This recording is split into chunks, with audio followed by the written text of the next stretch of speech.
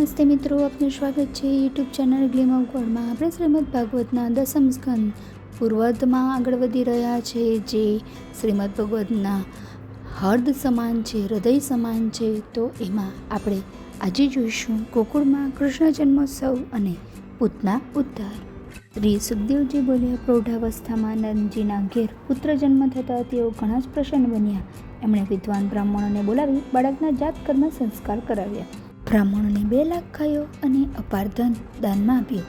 સાત શણગાર સજીને ગોપીઓ મંગળ ગીતો ગાતી યશોદા પાસે આવી અને ઉત્સવ ઉજવવા લાગી. તેમણે બાળકને આશીર્વાદ આપતા પ્રાર્થના કરી, હે ભગવાન, આ બાળક ચિરંજીવ થાઓ, તમે તેમનું રક્ષણ કરજો. એક દિવસ ગોકુળની રક્ષા અન્ય ગોવાળાને સોંપી નંદજી કર આપવા માટે કંસી પાસે મથુરા ગયા.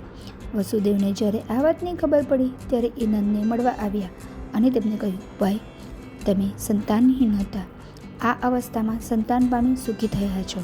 તમે કંસને કર આપી દીધો, માટે હવે અહીં અધિક સમય સુધી રોકાવ નહીં, કારણ કે ગોકુળમાં આજકાલ મોટા મોટા ઉત્પાત થઈ રહ્યા છે. આ સાંભળી નંદ ગોકુળ પાછા ફરી ગયા. આજે ગોકુળમાં કૃષ્ણ જન્મોત્સવ. હવે આપણે જોઈશું પૂતના ઉદ્ધાર. શ્રી સુખદેવજી બોલ્યા, વસુદેવના શબ્દોથી નંદની ચિંતા થઈ. મનમાં આશંકા ઉત્પન્ન થતાં એ તરત જ પાછા ફર્યા. આ બાજુ કંસે નંદના બાળકને મારી નાખવા મોકલેલી રાક્ષસી પૂતના સુંદર સ્ત્રીનું રૂપ ધારણ કરી નંદના ઘરમાં જઈ પહોંચી. પૂતના ક્રૂર રાક્ષસી હતી. એ આકાશમાં ઉડી શકતી અને ઈચ્છા મુજબ ધારે તે રૂપ બદલી શકતી. એણે પારણામાં સૂતેલા કૃષ્ણને જોયા. ભગવાન એને ઓળખી ગયા અને એમણે પોતાની આંખ બંધ કરી દીધી. પૂતનાએ કૃષ્ણને પોતાના ગોદમાં લઈ લીધા, પરંતુ અચાનક એમનો ભાર વધવાથી એ દબાવવા લાગી. એણે પોતાનો વિષ દબાવેલું સ્તન કૃષ્ણના મુખમાં આપી દીધું. કૃષ્ણ સ્તનોને બંને હાથે પકડી દૂધની સાથે એના પ્રાણ પણ પીવા લાગ્યા. પૂતના, અરે બસ કર, છોડી દે એમ અત્યંત પીડાથી બૂમો મારતી તરફડવા લાગી. એની ચીસોથી પહાડો, પૃથ્વી, ગ્રહો અને આકાશ પણ ડગમગી ગયા.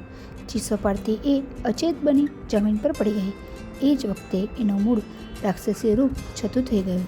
ગભરાઈ ગયેલી ગોપીઓએ એના શરીર ઉપર રમતા કૃષ્ણને તરત જ ઉપાડી લીધા.